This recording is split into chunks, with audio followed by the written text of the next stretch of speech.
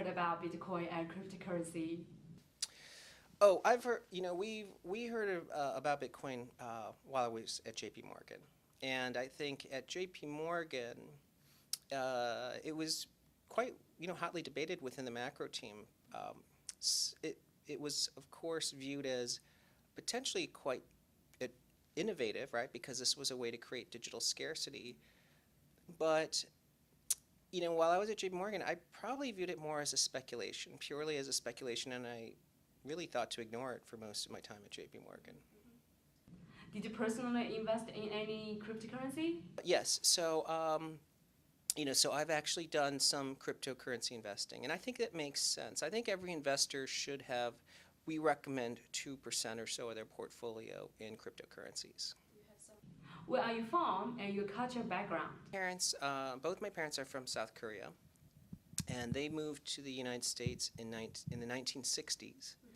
And I grew up in Michigan. So I was raised in Michigan, and I have an older brother, an older sister, and a younger sister. It's a big family. Yeah. So do you have any children in your family? Yeah, I've got 3 kids. My oldest is a junior at college, and my son is graduating from high school. He's going to NYU in the fall. And then my youngest is in 8th grade. Does your expertise and interest in cryptocurrency influence your family or friends? I think interest is growing. My daughter, who's in college, says that interest in cryptocurrencies is much greater among her friends. So that they are very aware of Bitcoin and blockchain, and they're all quite interested. She's a computer science major herself. Among my friends, I think it's mixed. I think some folks have become quite curious about it, and but I would say cryptocurrencies appeals to younger people more than older people. Why did you quit your job in J.P. Morgan and start your own company? And that's right. I worked for over 20 years at large financial institutions, from Kidder Peabody to Salomon Brothers to J.P. Morgan, and we decided to create our own independent research firm. It was partly because we wanted to be entrepreneurial. When you're in a large bank, it's hard to be really a business builder. When you're in a large company, you're really trying to protect existing businesses. And secondly, we wanted to be able to look at any type of disruption or disruptive technology, and I think it would have been very difficult for us to be writing about cryptocurrencies as if we were part of J.P. Morgan. Can you talk about your company, Fundstrat? Our company is an independent research firm. We were founded in 2014, as you mentioned, and we focus on writing about macro trends in both the stock market and more recently in cryptocurrencies. Do you have any difficulties or unforgettable experiences in starting and developing your own business? Yeah.